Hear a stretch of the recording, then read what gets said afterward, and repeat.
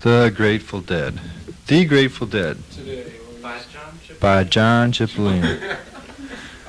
The Grateful Dead go to my head, even though I've been sick in bed.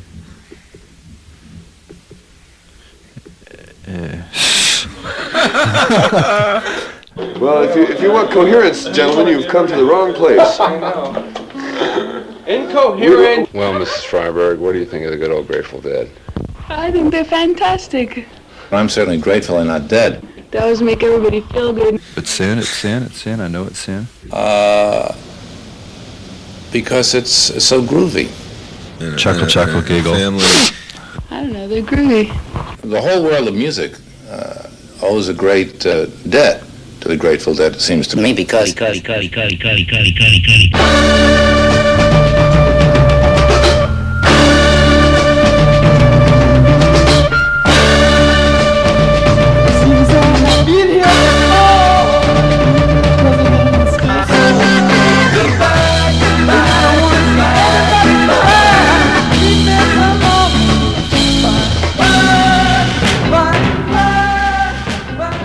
Grateful Dead is a rock band. They've been playing around together in one form or another since 1964, and they're still among the most popular of the San Francisco bands. They're everybody's favorite band. It's the most consistent musical turn-on out of the whole rock scene.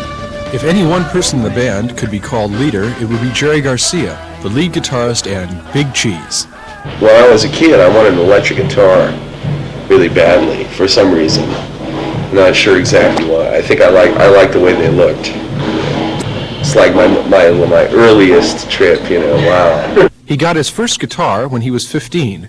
For the next 2 years, he played rock and roll, and then got involved in folk music during the early 60s. Just because rock and roll was getting to be pretty limp, right around, during, you know, for about 5 years there, it was really lame. During this time, he learned folk-style guitar and fingerpicking, which led to five-string banjo. He became fairly famous in the Bay Area as a red-hot banjo picker.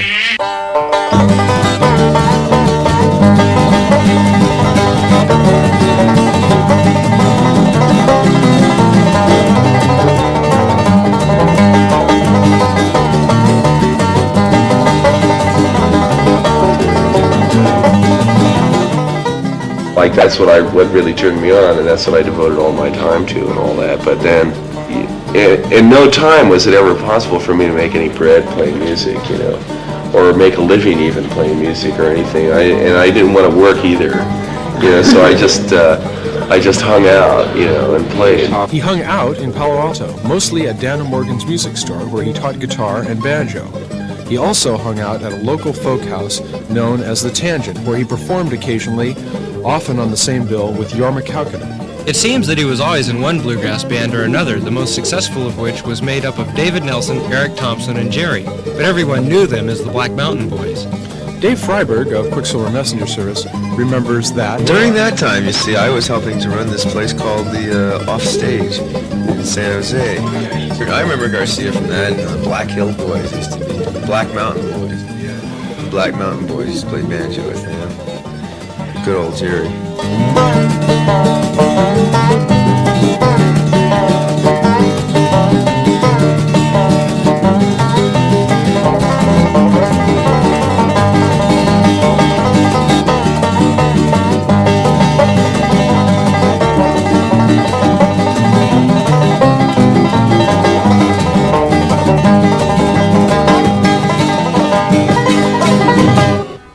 Late in 1963, when everyone else was first turning on to the Beatles, another local folkie, Bob Weir, discovered the ultimate aesthetic satisfaction found in a good 10-cent jug band. After he met Jerry Garcia, he decided to found his own 10-cent jug band. He was in the back of Dana Morgan's music shop, and Jerry had come to teach guitar lessons. And it was New Year's Eve, and nobody was interested in getting guitar lessons. Myself and a friend of mine dropped by, and we just sat and rapped and decided that we had enough talent amongst us, or questionable talent amongst us, to start a jug band. And the jug band got rolling very shortly thereafter. And I, of course, played Hyperventilated Jug and washtub bass. They called themselves Mother McCree's Uptown Jug Stompers and played at the Tangent throughout the summer of 1964. I got an idea. I know everybody comes to these places and I don't know what everybody expects, or they come and then they say, they listen and everybody listens and says my and says my and and scratch their head and kind of wonder, and half the time a lot of people don't enjoy it. You come here over a certain amount of years, you build up a lot of sort of unenjoyment. And you wind up unenjoying a lot of things. So as long as you're here and as long as some of you may be unenjoying this all and have unenjoyed things in the past, you can all have a little boo break. And if you want to, you can just boo us. Everybody can boo us. Go ahead. Boo! Boo! Heard a few good hisses in there. Well now, she ain't got no. Oh no, she don't. I'm satisfied with my gal, and she don't wear no. Oh no, she don't. I'm satisfied with my gal. She got great big legs, pretty teeth, and I love her dimple chin. Golden hair, what a smile. Oh, what a mama she has been. Now will she let me? Oh yes, she will. I'm satisfied with my gal.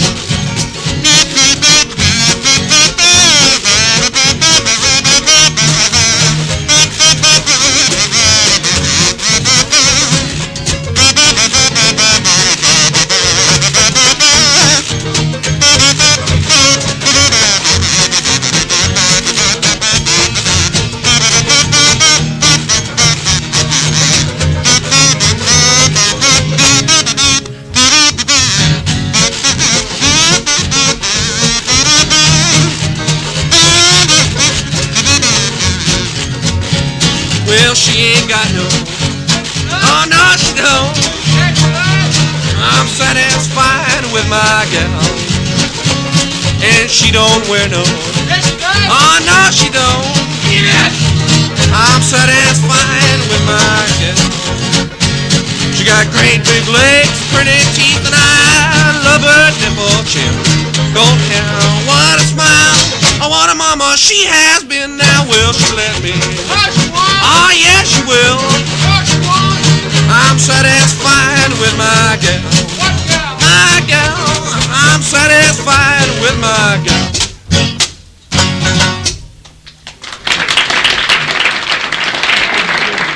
As you could probably tell, Mother McCree's Uptown Jug Stompers borrowed heavily in style and content from the Jim Kweskin Jug Band. You mean stole. There was, however, other material which later influenced their change from acoustic to electric styles of music.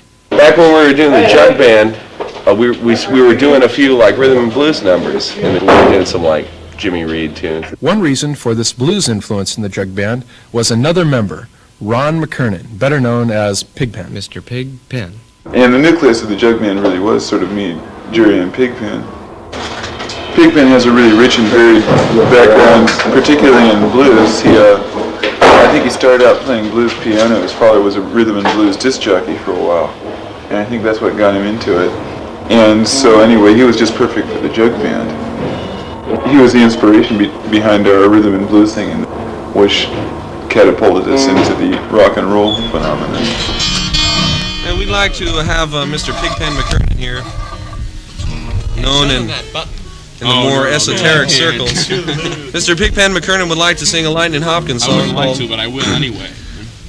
He's going to sing a song called The Rub, and we're not going to be responsible for his contents. Or his. Hey, I'm supposed to be over here, aren't I, man?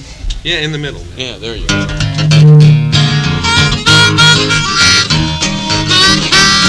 Said mama got the rub ball and sister got the tub. Going around doing the rub, ain't it crazy? Ain't it crazy? Ain't it crazy one day to keep on rubbing that thing? Two old maids that was laying up in the bed, well one turned over now and did what you said, ain't it crazy? Ain't it crazy?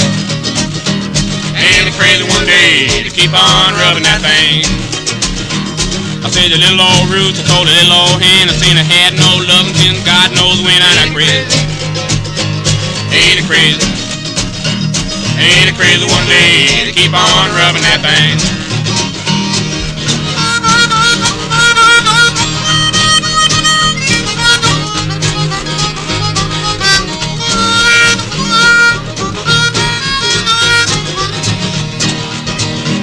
Well, I see that woman gone behind the hill. I'm gonna find that girl, I'm gonna do my will. Ain't it crazy? Ain't it crazy? Ain't it crazy one day to keep on rubbing that thing? Well, I feel so good now and I feel so fine. All I got to do is drink that wine. Ain't it crazy? Ain't it crazy? Ain't it crazy one day to keep on rubbing out?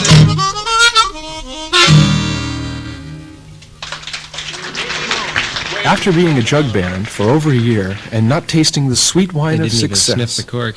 they longed for a new medium of expression. You know, it was getting to be time to start playing electric music, that's all. Right, to play louder. It's time to play louder. Right, time to play a little louder. And we decided to become a rock and roll band. Don't ease, don't ease, don't ease me. I've been all night long, I've been long, don't ease me. I was standing on the corner, looking all around. Well, I turned around, sweet mama, I was ready for him. Don't ease, don't ease, don't ease me. I've been all night long, I've been long, don't ease me. The girl I love, she's sweet and true. The dress she wears, sweet mama, it's sweet and true. Don't ease, don't ease me. I've been all night long, I've been long, don't ease me.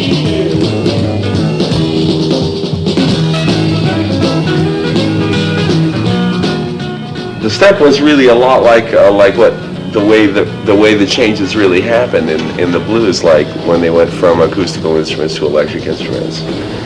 You know, and then blues records, like long about the 40s, all blues records start having electric instruments. You know, and you know, it's just like we went through that same change from a jug band, which is like a really early trip, into like the next step, which was like a sort of primitive blues, because that's all we could play, right? To be a real rock and roll band, they needed more than Jerry and Bob on guitars and Pigpen on organ.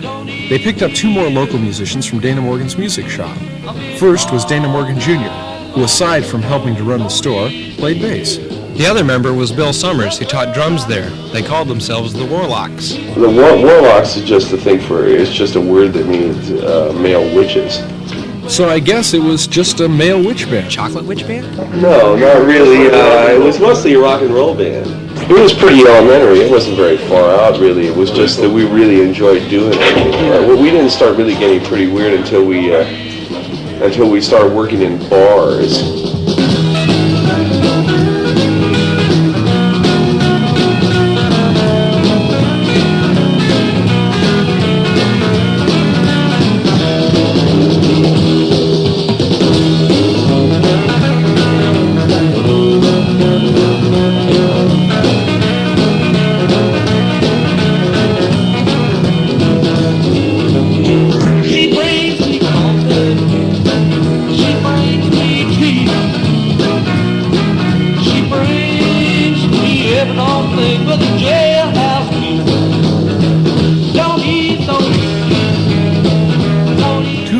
They played in were the Inn Room and the Fireside, both in Belmont. During their barroom days, Dana Morgan left the group and was replaced as bass player by Phil Lesh, who had never played bass before. Ever. Put your arms around me like a circle around the sun. I wanna love you, mama, like my easy rider done. You don't believe I love you. What a fool I've been. Believe I'm saying, what a hole I'm in. Stealing, stealing,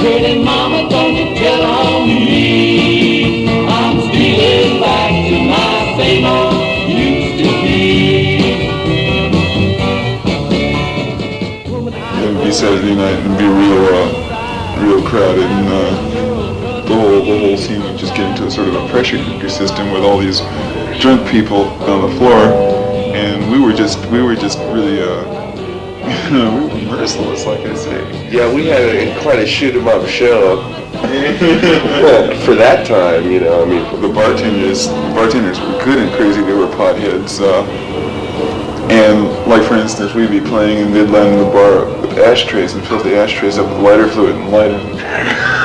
The whole bar would go up in flames, seemingly, and the place would get pretty crazy for a minute, and we'd just pick louder and more intense. There was two factions. There was like the bartenders who were crazy, and they wanted us to turn up, and the customers wanted us to turn down. I was 17 and looked 12, and I had a phony ID that said I was 21. We worked there for like 2 months, 3 months, something like that. And you know, like the people that came, you know, the attendance gradually got tinier and tinier until there was like nobody there, and there was just no anybody there. But they would never fire us for some reason. The owner of the place always told us, "You guys got to turn down, man. You got to turn down. The people are leaving." And we turned up and up and up. And that was our chance to get crazy playing in bars.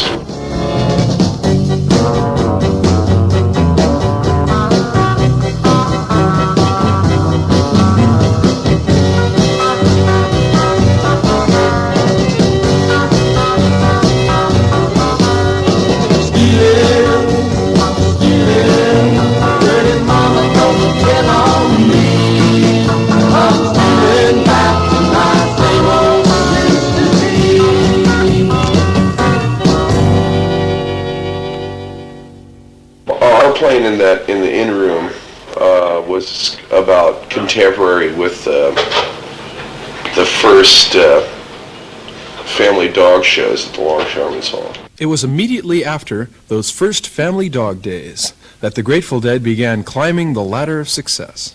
They moved from Belmont bars to places like the Matrix in San Francisco. It was also our barroom days that taught us the more or less science of or art of playing to dancers. And so we were pretty into playing for dancing crowds, and that was pretty much what the scene in San Francisco was, and so we grew with that. I ran into the Matrix a few times, noticed that there they were, by God. Almost the entire Mother McCree's uptight, whatever it was. Except, by God, they were electric, man, and there was electric and Garcia fuzzy. playing a guitar. Playing blues and fast, man, and everything. They really impressed me.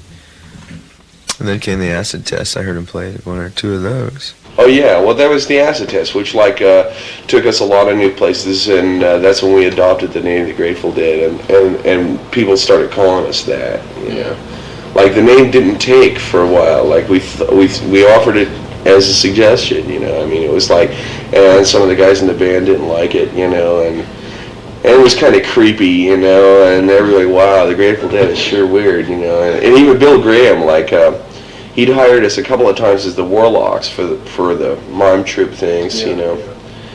And, you know, we told him that we changed our name, we were now the Grateful Dead, and he wouldn't bill us as the Grateful Dead. He thought it was too weird. In the land of the dark, the ship of the sun is led by the Grateful Dead. That verse from the Egyptian Book of the Dead is thought by many to be the source of the group's name. Others feel the source was a large meaty prune. No, it might be incidentally, but that's not the source. The source is the dictionary, great big dictionary. And it was either in Oxford or the Webster's, the Oxford New World. Yeah, it was the Oxford New World. Great big dictionary. We went through millions of incredibly funny variations. Oh, like mythical, ethical, icicle, tricycle was one of the more conservative. Whatever happened to the good old Grateful Dead?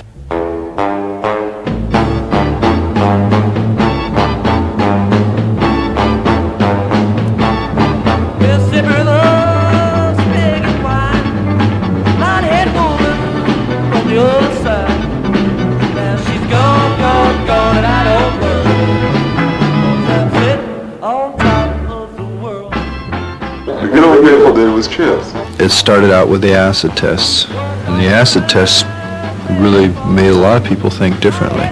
I think it set the trend, anyway, for the rock state as it is now. The Grateful Dead were right there.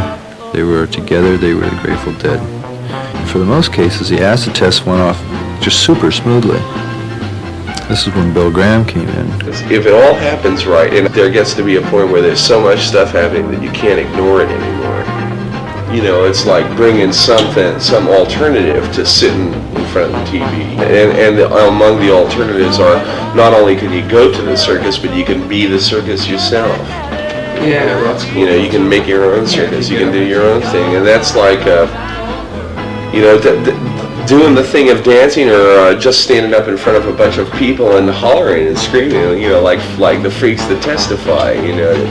Yeah. They get stoned and get up on stage and they, you know, and it's like, that's something, man, that's a groove. It's like a place to start, you know. It's like you do that, you've done it. They get to stand up and deliver, you know, like anybody, you know. They can be the star, and man, I would dig. It was really stupendous. I mean, everybody, you turned into a party. Right, a big party. And we just kept going and going. We did about a 2.5 hour set,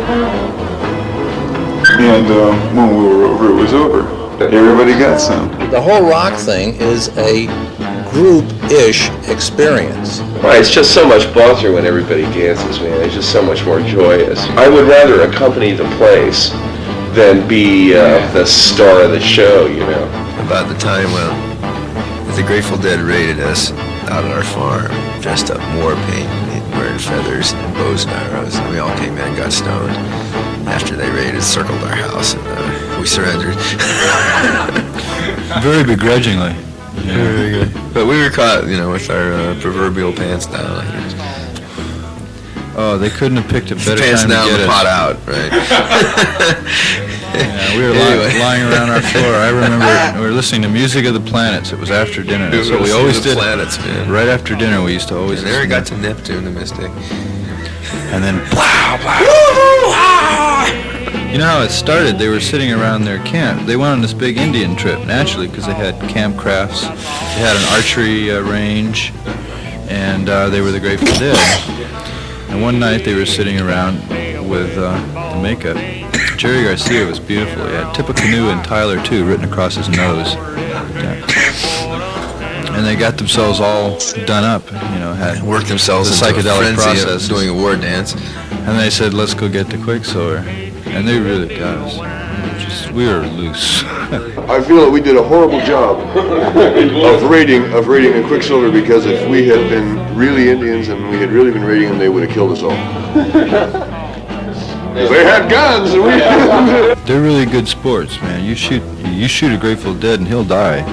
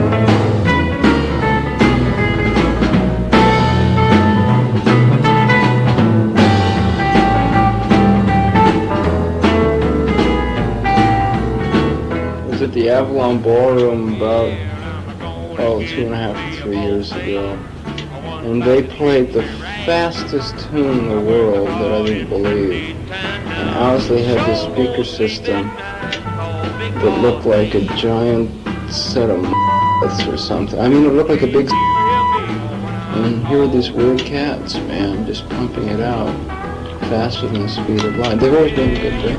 See, there's nothing like the excitement of the first times on any of these things, and there's nothing like, there has never been anything like the experience of that whole thing exploding, when it exploded and everybody realizing, oh my God, there are others. It's called Viola Blues.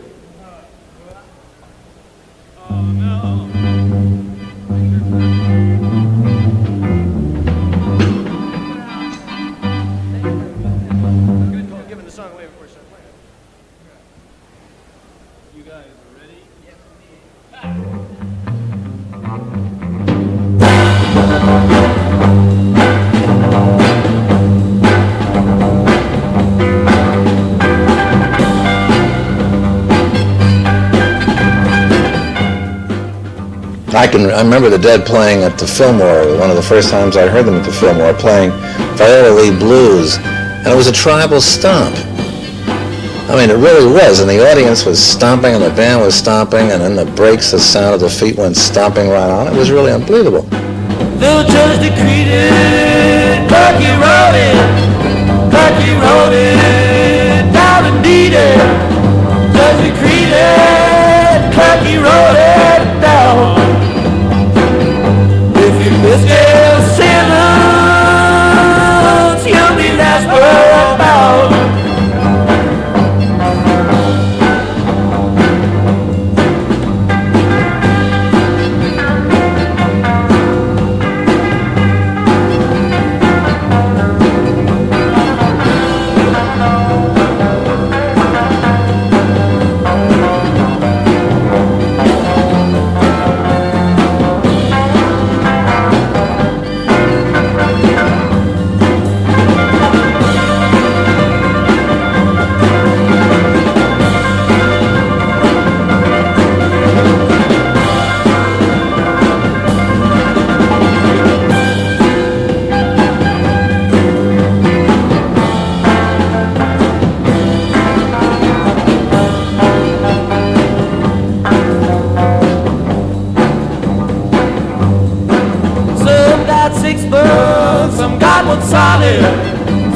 Solid, yeah indeed. Some got 6 months, some got 1 solid year. But me and my buddy, both got lifetime here.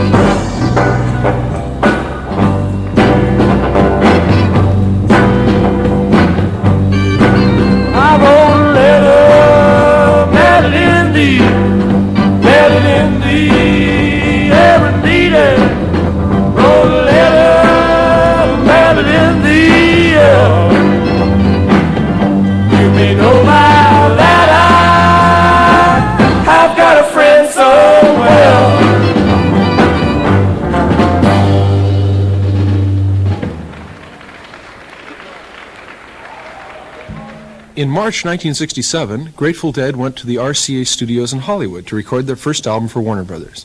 Essentially what they did in their first album was to document what they'd been doing in the San Francisco ballrooms for the past year. Well, yeah, that stuff is kind of like folk rock and roll. I mean, it was dance music, you know, because like all the places that we played all along were dance scenes, and that was our whole trip.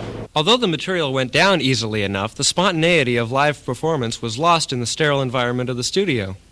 You know, we didn't know anything about it, you know, so we went down and ground out the first record in 4 nights, you know. We were inexperienced about recording and about where to record and who to record with.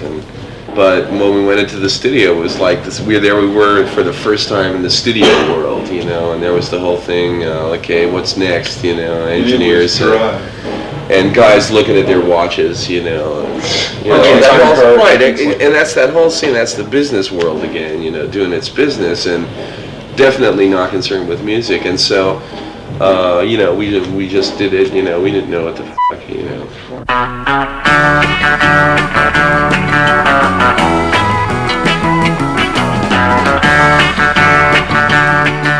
Yeah, it was a good first record. But nothing new in the drumming world, just rock drumming. Backbeat, nothing special. I always loved Bill Summers playing, you know, when he was the one drummer with the band. I was always amazed at what he could do, technically wise. He really excels, by the way, in a sort of a Motown thing. He has a sort of a swing to him that's he can get like different rhythms going that sort of ride over each other, and they all have a sort of a different little feel to them, a different little swing. And Bill's like the best rock drummer I've heard at that. I always thought he was like Philly Joe Jones of rock, because it never looked like he put any real effort into playing, and yet his sound came out, you know, just very booming and piercing and cutting, and just used to kick the band along.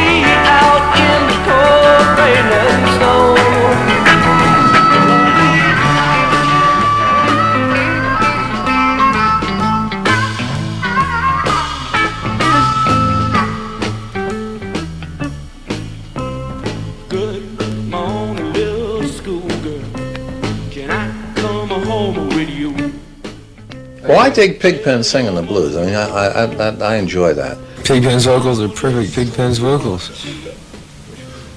Which means he sounds like Pigpen, not like anybody else. You can say some funny things about critics, right, who think they have to criticize because he doesn't sound like something else that they've heard. Yeah, I dig him. I would like to hear him more when I hear the band. Last 2 times I heard the band, he didn't really sing very much. I like Pigpen singing, yeah. I like his harmonica player. Good harp player. I'm gonna leave you, babe, about the break of day. On account of the way you treat me, I got to stay away. Come on now, pretty baby, darling, come on home. You know I love you, babe. I got to get you all alone. Good morning, little schoolgirl. Can I come home with you? Can't you hear me crying? Oh, hey!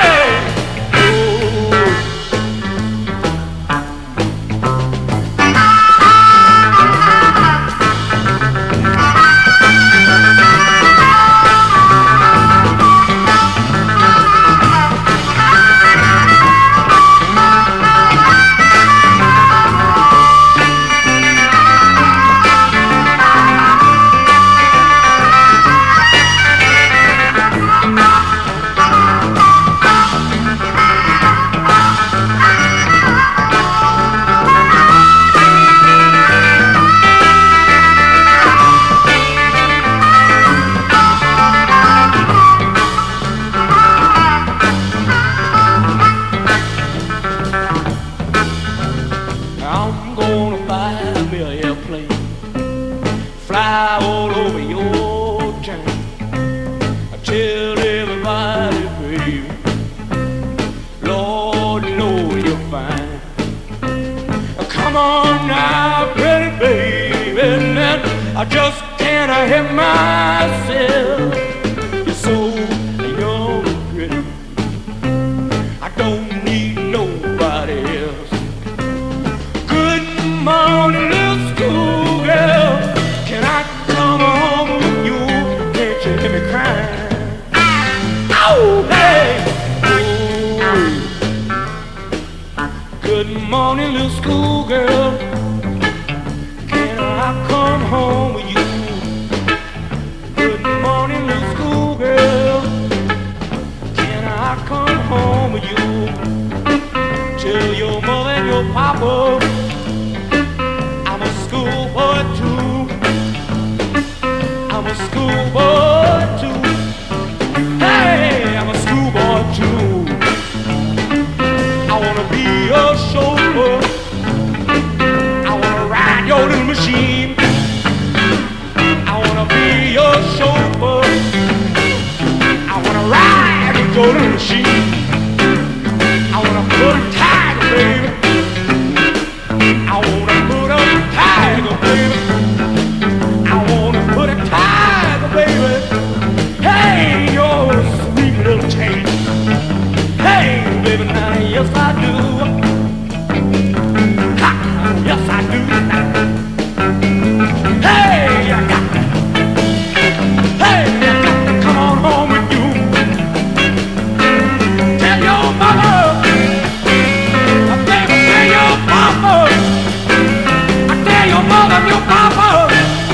Hey, I'm a schoolboy too. Hey, hey, I'm a schoolboy too. I'm a schoolboy too. I wanna keep your company. Hey, I wanna keep your company.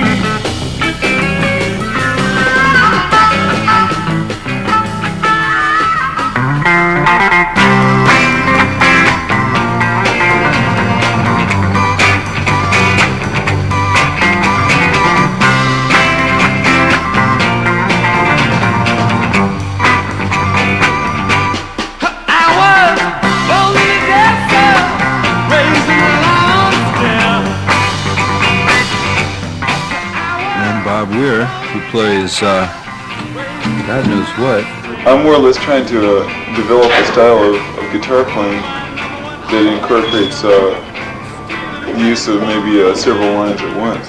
Bobby Weir is considered a rhythm guitarist, whether he is or he isn't. And he has a certain area that he covers musically. Jerry plays lead guitar and he plays really good, you know, and it would be redundant and perhaps superfluous to have, in my opinion, to have two screaming lead guitars in a group. And anyway, my mind doesn't think like Jimi Hendrix. This function is sort of the same thing as the drum essentially is. It's to set up a support for Garcia to play. He's not supposed to be out there playing Eric Clapton or Jerry Garcia. It's not one of his biggest. Well, he couldn't do it. I mean, he could no more do that than I could step up to your arm on the Quicksilver. If you can't believe me, won't make it hard to believe in you. I said, if you can't believe me, don't make it hard to believe in you. Cause we all need each other. Well, you know it's true. I was born a dancer, raised in a lifestyle. I was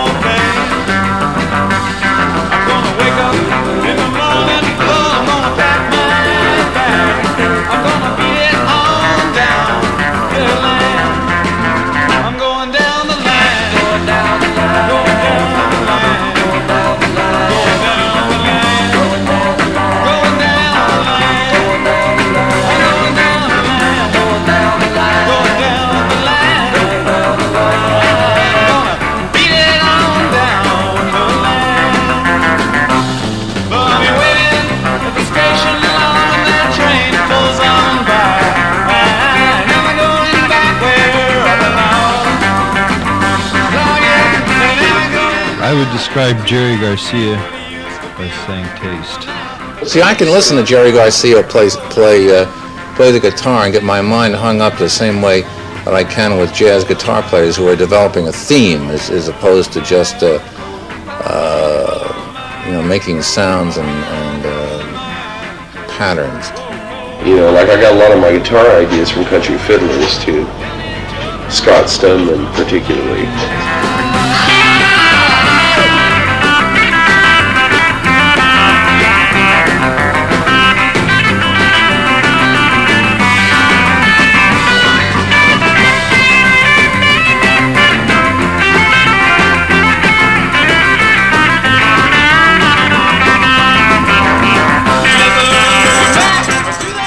One of the things that's good about both Jerry and Jorma as guitarists, and that is that when you hear them, you can tell it's them. I mean, they have an individual voice on the instrument.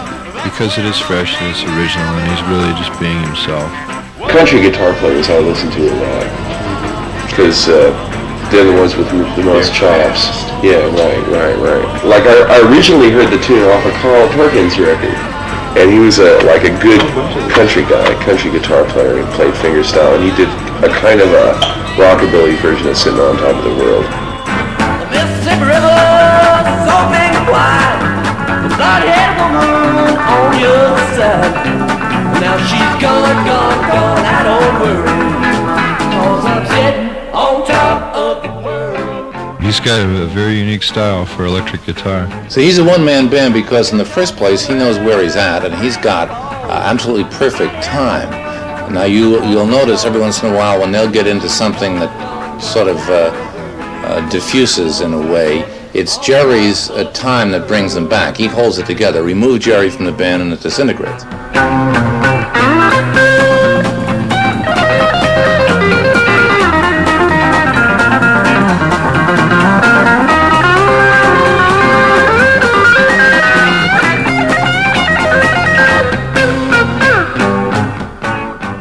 I also have come to really dig Jerry singing. I didn't really dig it in the beginning. I thought he wasn't a strong singer, and I suppose by some standards he may not be a strong singer. I find what he does vocally in the band to be very enjoyable.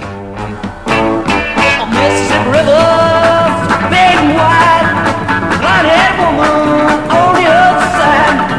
Well, now she's gone, I don't worry, 'cause I'm sitting on top of the world.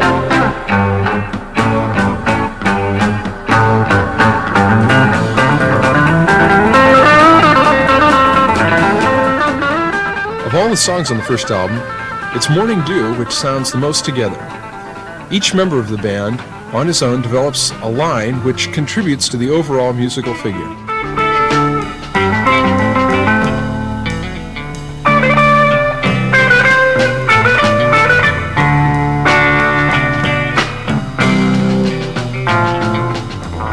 Walk me up in the morning, dew, my honey.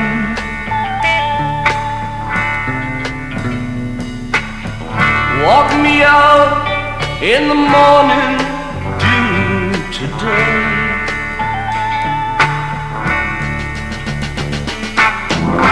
Can't walk you out in the morning dew, my honey.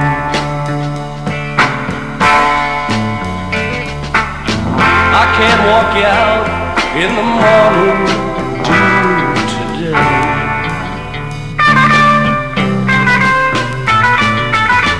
I thought I heard a baby cry this morning.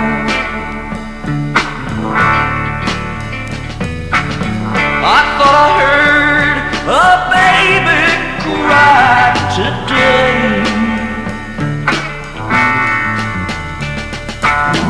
You didn't hear no baby cry this morning.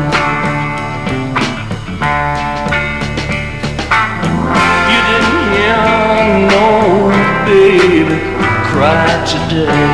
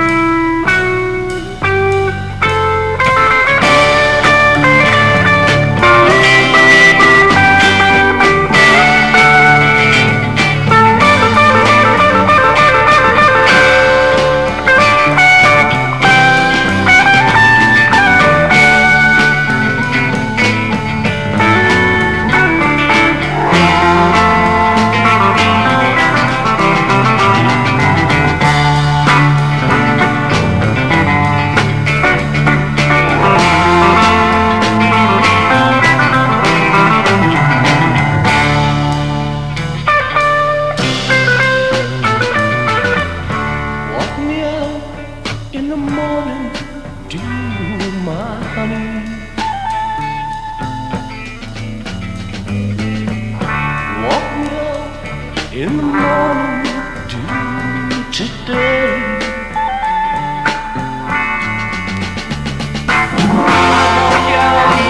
In the morning dew, my honey. I guess it doesn't matter anyway. Well, I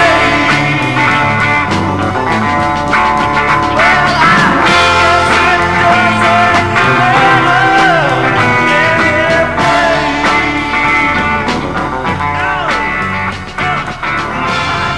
it doesn't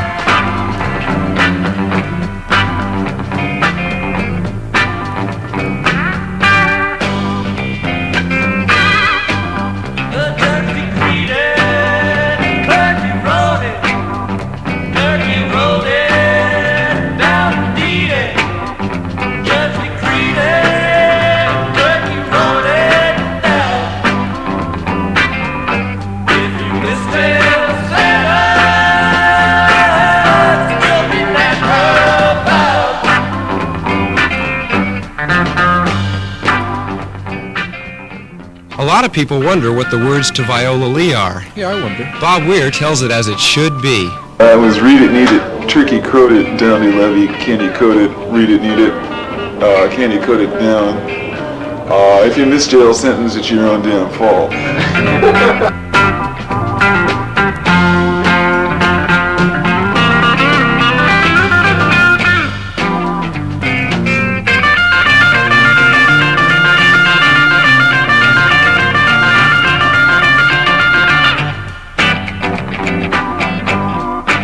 Some got 6 months, some got one solid, some got one solid, yeah, needed. Some got 6 months, some got one solid, yeah. But me and my buddy walk that lifetime hill.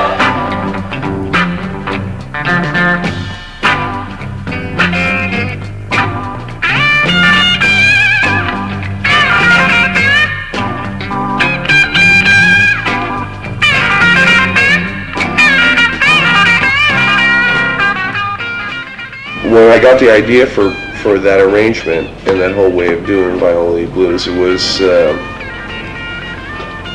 about the same time that the thing that inspired the ideas for it, the riffs in it, was that, what the hell, what's that guy's name?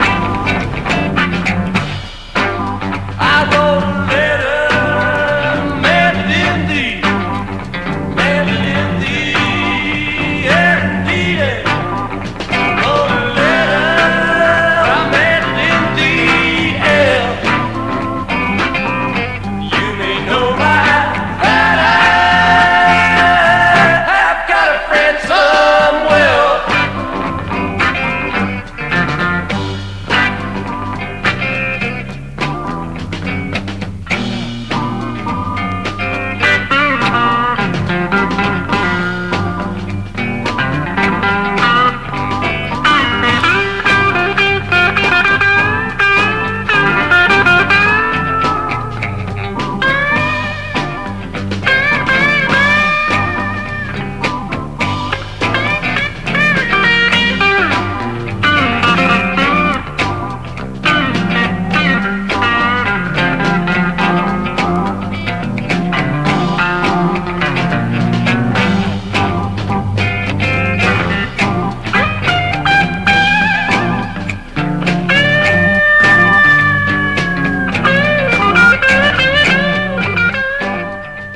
In lettering the cover for the Dead's first album, Stanley Mouse designed some hieroglyphs in the form of a sentence across the top. Many thought this was the quote from the Egyptian Book of the Dead. Well, that's what it originally was, see? But we didn't like it because we thought it was a taste pretentious, and so we said, so we talked to Stanley, who did the lettering, and said, could you do it something that like almost says something but doesn't quite? Really, yeah, that's cool. And so that's what it is, and the result of that has been that all the places we've been where people have had that album, they've been able to we've been able to hear the translations, you know. It's fantastic ones, man, incredible ones.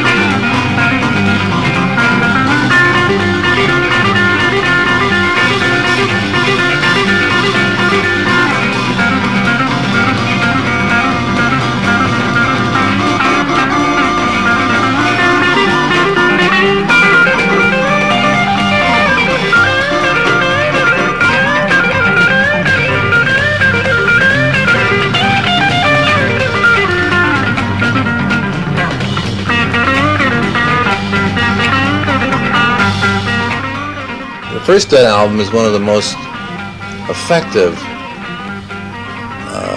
collections of nostalgia that I know of for the whole scene. It's absolutely beautiful. I still love it, and I can play it, and I've worn out a couple of copies and enjoy it because it has a sound that you just don't get anymore. They're they're very special songs of the realm at a very special time. We felt very bad about it. We thought it was unfortunate. Yeah, and we did it, and that was it, you know. And then we had all the time afterwards, and after it was released, and listening to it hundreds of times to really regret it, you know, because it was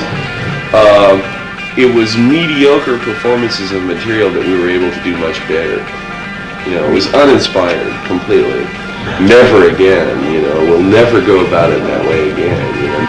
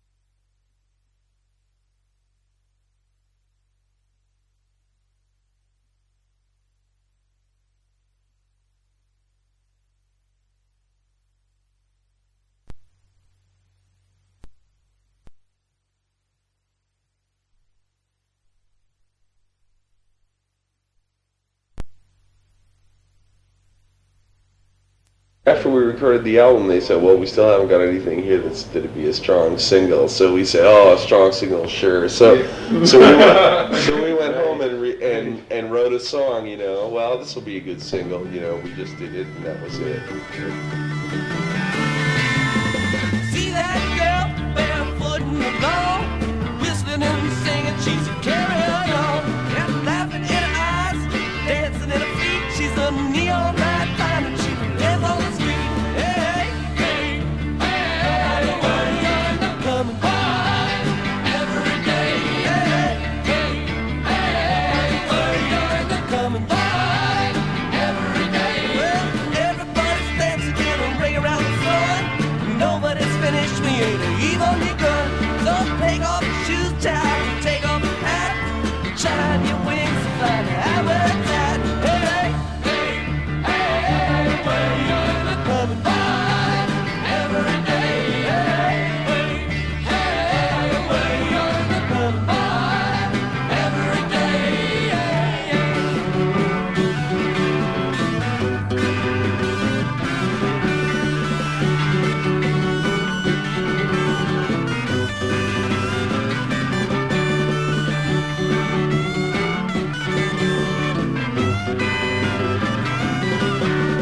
Take a vacation, fall out for a while.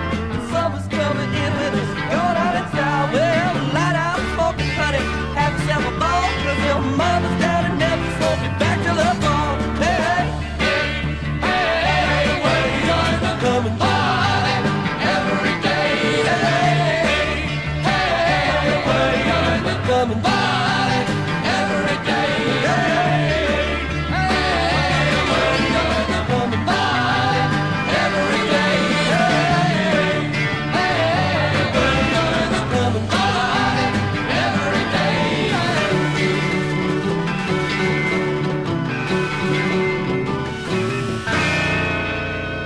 Their first single, The Golden Road, wasn't exactly a jukebox monster. The album, however, was gratefully received by you and I. The following June, they played at the Monterey International Pops Festival and continued to play throughout the summer in the San Francisco ballrooms. They also played many free concerts in the park. In September 1967, Mickey Hart, a drummer, saw the Dead for the first time. How it happened was, we were down at the Fillmore.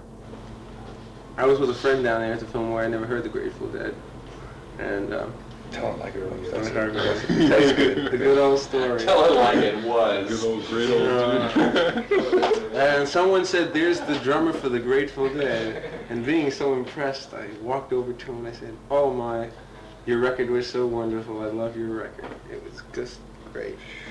And I really, Do you sleep at night? Yeah, and I really liked the record, you know. I was very stoned when I heard it. The next day I heard that Mickey and Bill had moved their drums together into Bill's basement and had been working together, or something like that. So we thought at that point we'd try two drummers and get something new. Yeah, we set up one day at the Straight Theater. Or actually, it was for the dance classes, remember? Yeah. And so that night, Mickey sat in with us, and it was a gas. After Mickey Hart joined the band, they began work on their second album, which took, in all, 8 months to finish. It was during this work that they released their second single, Dark Star. It was a departure from their past recorded performances, but quite indicative of what the Dead were doing at that particular time, both in the studio and live. Although Dark Star is not included in their second album, it was more or less a sample of the things to come.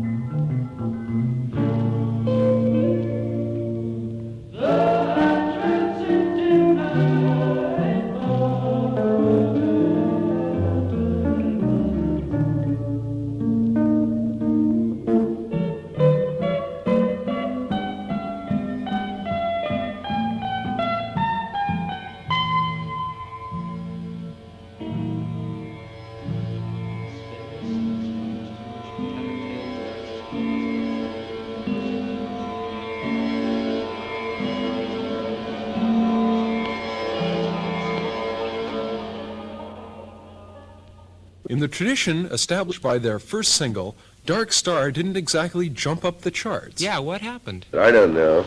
We put it out, thinking that maybe somebody would play it, Yeah, Tony Big played. A strange idea. Right, but nobody would, and that's been our whole story all along, behind the record company and its relative apathy about us, in terms of promotion and all that. And it's like partly our fault because we don't really, we don't really go out and hustle.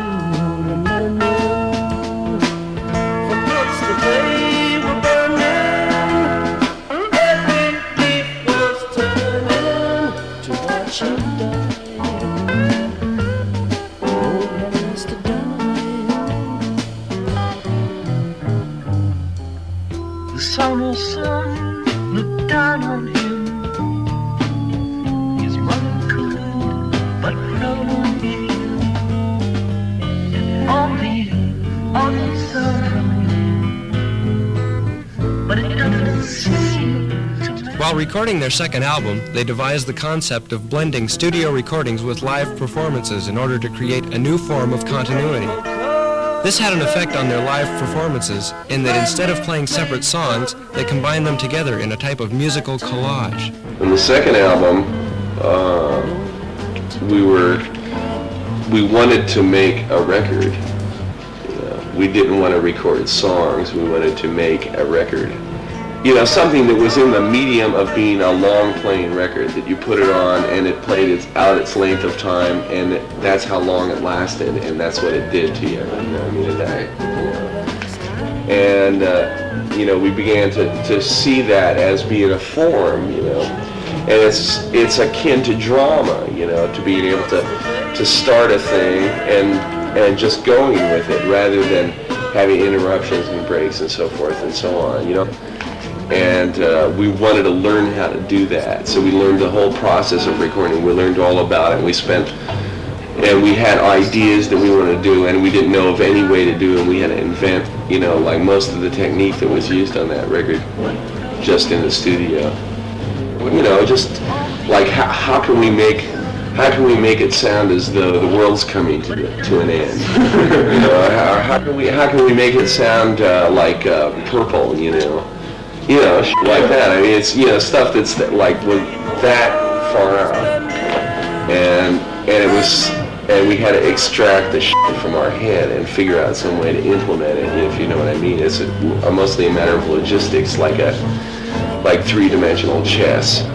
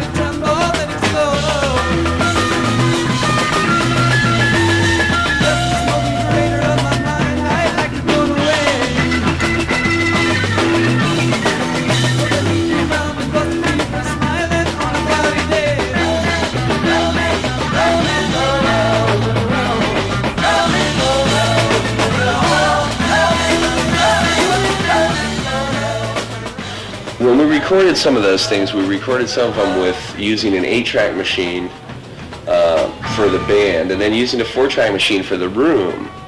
so that we had 4 tracks of the room, various parts of the perspective of the room, you know, like one corner of it over here, one corner of it here, one in the middle.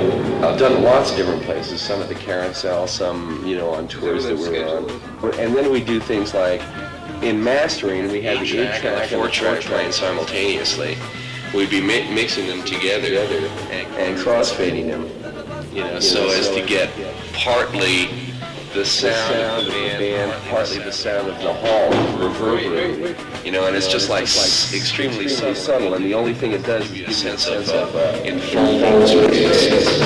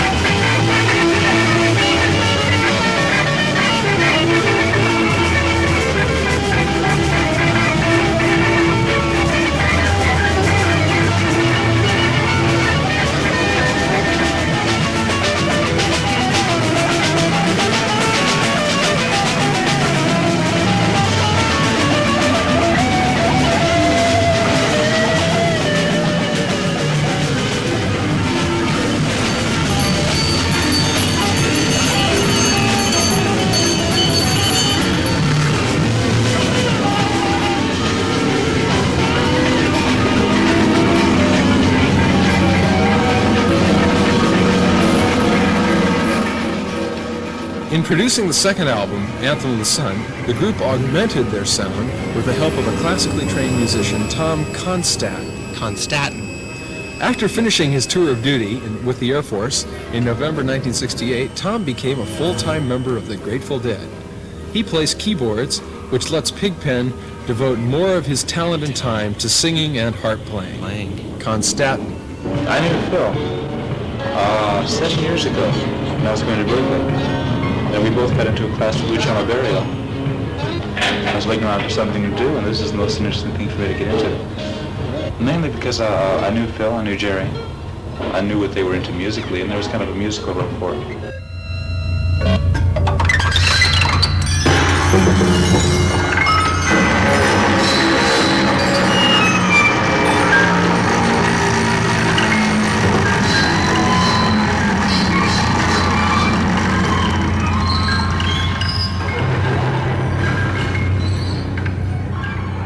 Yeah, the way to listen to Phil Lesh on the albums is to listen with stereo earphones.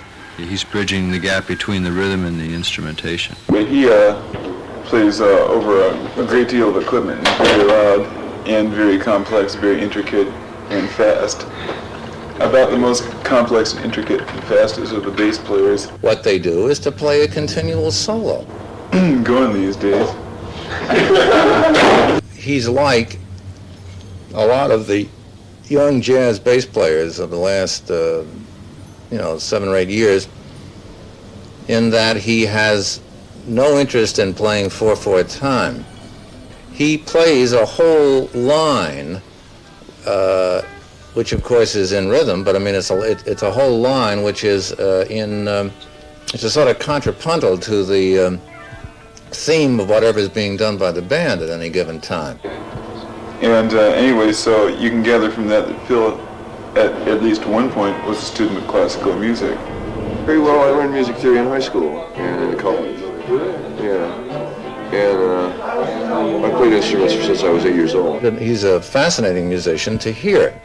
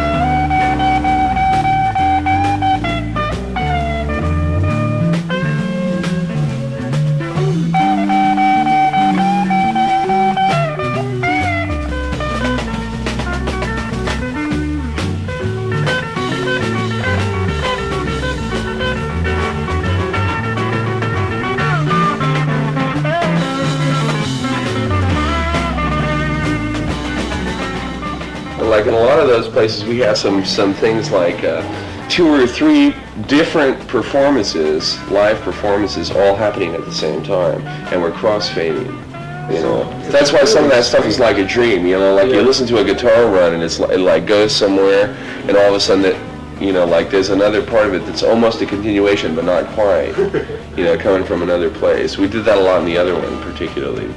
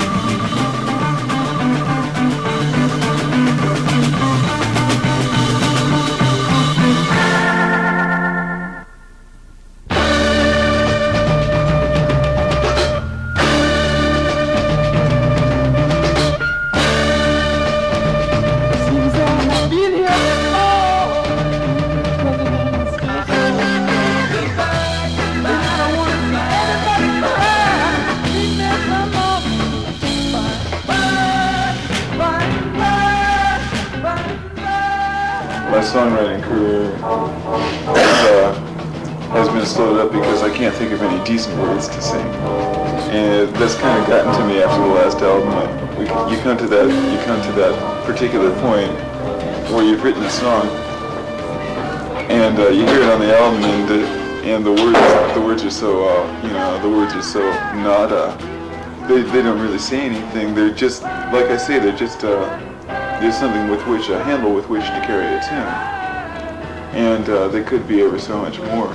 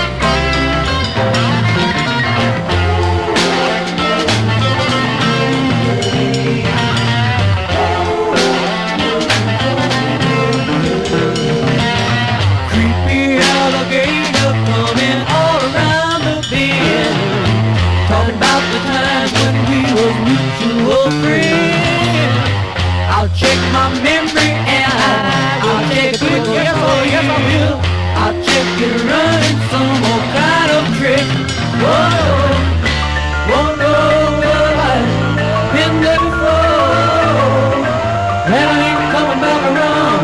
There you go.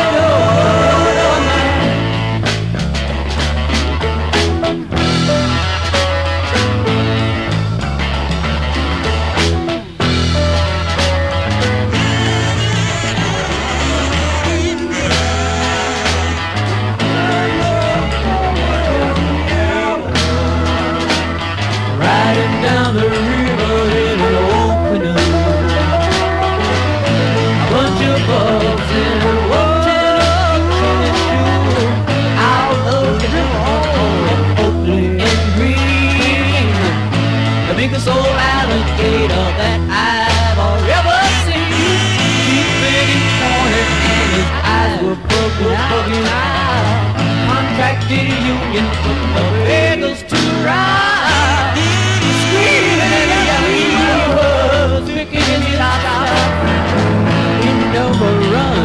Just stumbles and hides, just out of prison on $6 a day. Well, Alligator starts out studio. The whole first part of Alligator is studio. And right at the end, as soon as the drums come in, that goes into live.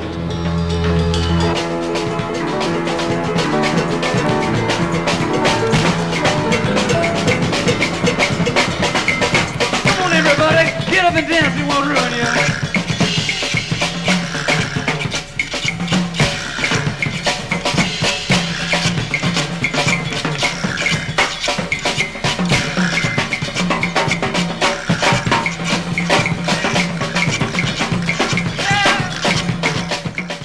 The drums have been a prisoner in rock bands.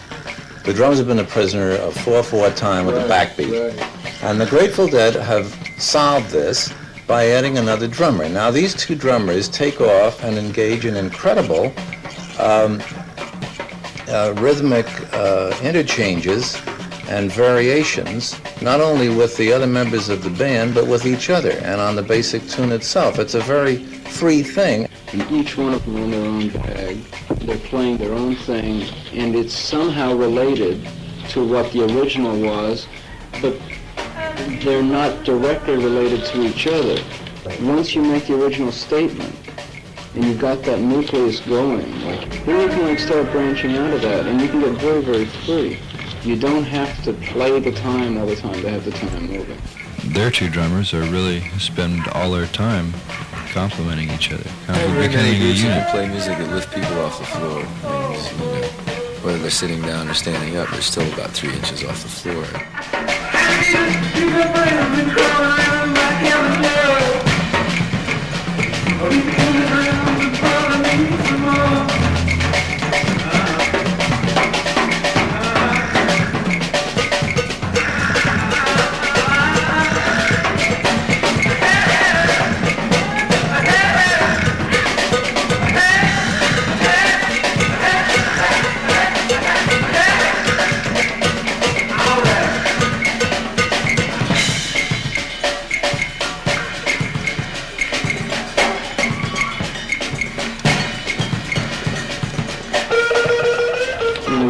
And they're not afraid to look at each other. A lot of musicians today, they'll get on a stage and they're afraid to look at the next cat playing because, they're uptight or they don't want to communicate with the other cat. They think it's all in their fingers. They're not using their head at all.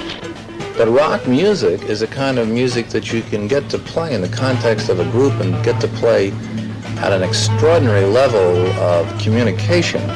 And I see Mickey and Bill, when I play with Mickey, and you dig each other. You listen to what you're doing, you smile at each other. And it's like a good rapport, a good feeling between people. You're not afraid to play what you feel.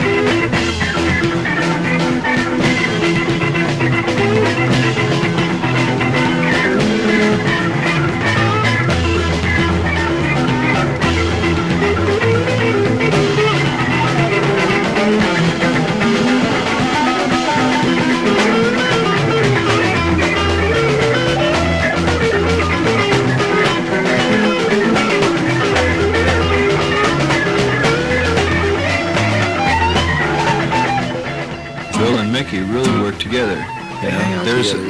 Yeah, they hang out together. There's a basic fundamental right there. Those two. And they get in phase together, and they become like one drummer with 8 arms, so to speak. See, we're not trying to be two drummers, right? We're trying to be one drummer with how many limbs there are amongst us. 8 limbs. And what they do with them is, as far as I'm concerned, add another dimension to the rhythmic possibilities.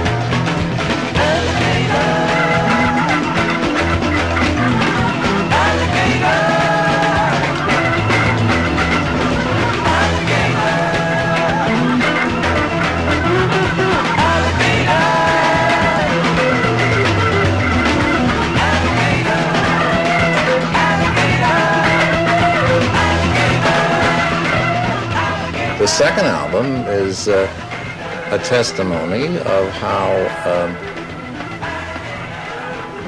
the Grateful Dead progressed from a group of guys who were having a ball doing something, and just really having a ball doing it, into a bunch of very serious musicians who were doing something musically very heavy. It may not please everyone to the same degree, and it may also be that everyone isn't interested in hearing heavy music. But that's a heavy album. Yeah.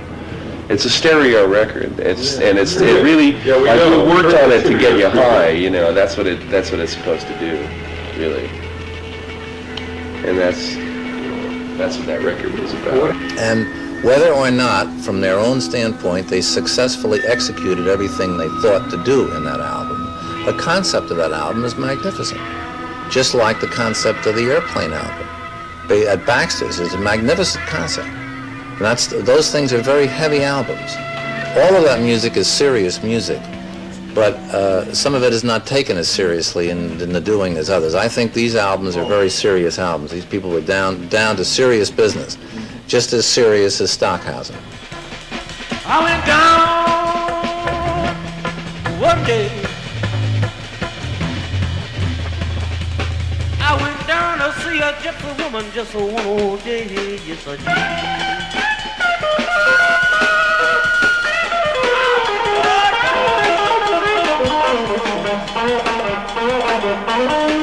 I wanna find out now. What's wrong with me and my baby?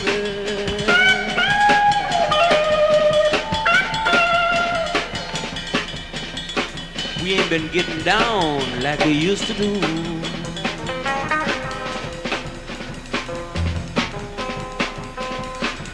I mean, it's pretty good now. But there was a time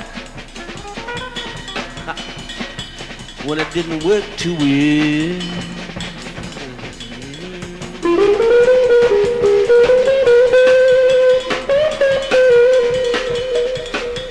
I went down to see this gypsy woman, you understand? And I told her my story. I told her what was going on. And she told me, and she said, all you need, all you need, all you need, all you need, all you got to have, all you need, all you need. That's all you need, brother. All you need. All you need. All you need. All you need. All you need. All you got to have. All you need. Just a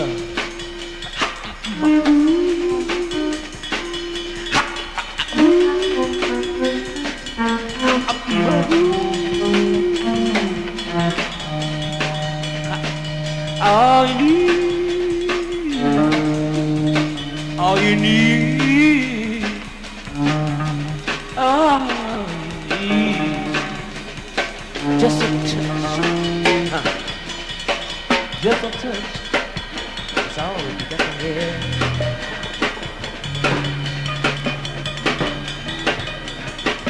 All you need,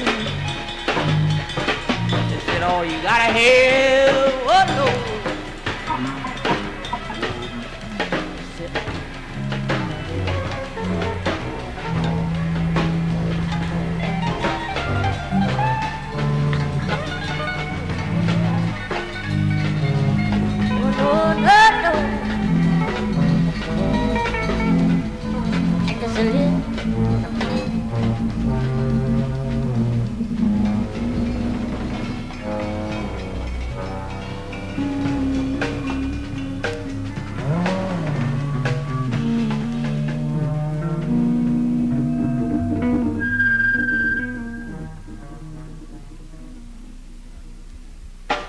Just a touch of mojo hand, I'll bring it back home. It'll feel pretty good. Yes, it is.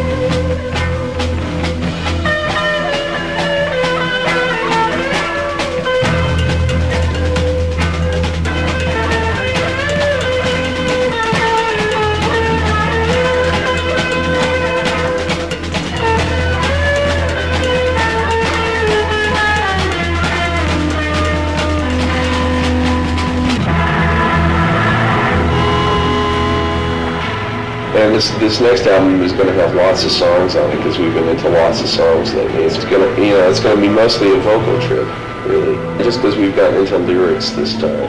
and at this point, it's pretty amorphous. Like, we have lots of material, and we have much of it recorded, but we haven't decided exactly how to put it together or exactly how we're going to present it, or whether it's going to be a double album or a triple album, or because we've got like lots of different kinds of material. We have jam session stuff, we have all kinds of live scenes. Our material at this point is getting to be so interchangeable that we can, it's getting to where we can do almost anything inside of anything else. What would be nicest would be able to take like one complete show with no editing, and just say, here it is, man. Right, and it could happen, and on the chance that it might happen sometime, we record. And invariably, the really good, perfect performances are never on tape, which is of course the way it should be. Like the latest trip that we're on is to do a thing that's like, get some large, unspecific sort of room and say we're gonna do 4 hours, man. We're gonna do 4 or 5 hours, of whatever we do, of everything that we can pull out of our hats, like really do a huge number, that just goes on and on, man. It has millions of changes and goes millions of places,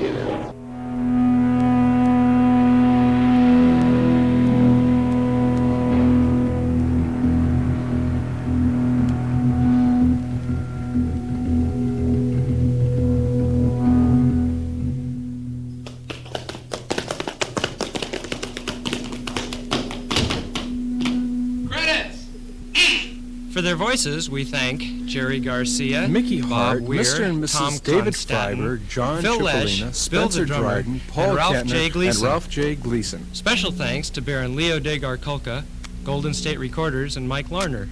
This thing was written, produced, and lovingly pieced together by Vance Frost and Michael Wanger.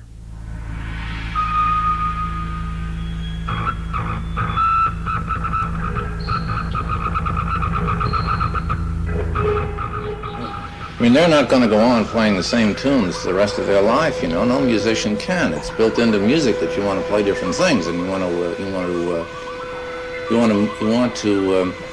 have new experiences in the playing of music. Now, I think it's useful in thinking of this kind of music to consider the fact that these are musicians who are entering a new sphere in music. These are the real electronic composers. These are the people who are learning how to function in a combination of live performances, live recording in studios, and electronic application and electronic extensions of these things. And the Grateful Dead are experimenters. I love them. And that's far out. Oh, I don't know. What about the Dead? It's a good band. And that's because when you go to hear the Grateful Dead, it's almost guaranteed that you're going to have a good time. And that's why I think a lot of people really go and see the Grateful Dead time after time after time, because they're really having fun. Grateful Dead is like an attitude. Oh, that's right. My general feeling is Well, tell me, that Joe. you should go and listen to them and not talk about them. Weird.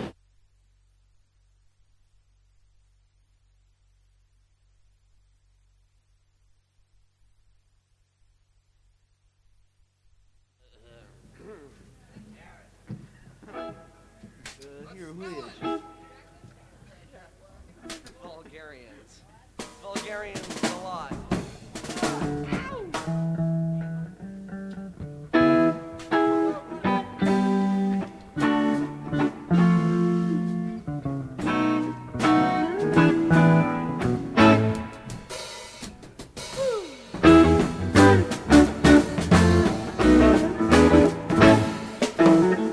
Sitting in mangrove valley chasing light beams, everything wanders from baby to Z.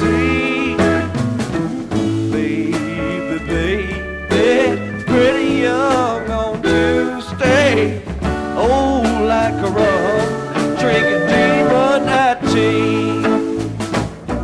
Baby, baby, tell me what's the matter. Why, tell me what's your why now? Tell me why will you never come home? Tell me what's your reason if you've got a good one. Everywhere I go, the people all know everyone's doing that rag. Everywhere I go, the people all know everyone is doing the rag.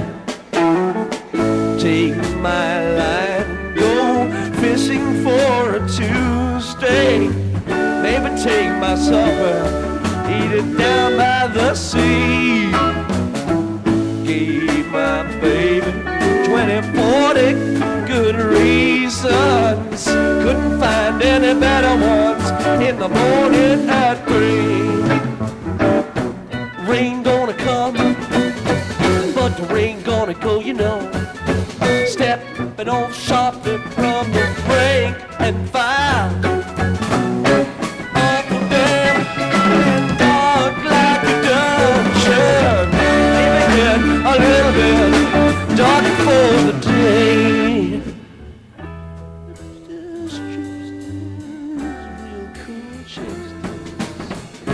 Everyone's doing that rag.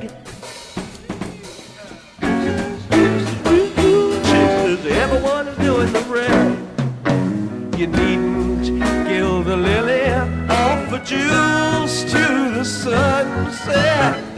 No one is watching or standing in your shoes. Wash your lonely feet in the river in the morning. Everything promised is delivered to you. Don't neglect to pick up what you're sharing. All the winter birds are winging home now. Hey, golden look around you. Nothing out there you haven't seen before now. Wade in the water, you never get wet if you keep on doing that rag. In the water, you never get wet if you keep on doing the rag. One-eyed jacks and the deuces are wild, and the aces are crawling up and down your sleeve. Come back here, baby, Louise, and tell me the name of the game.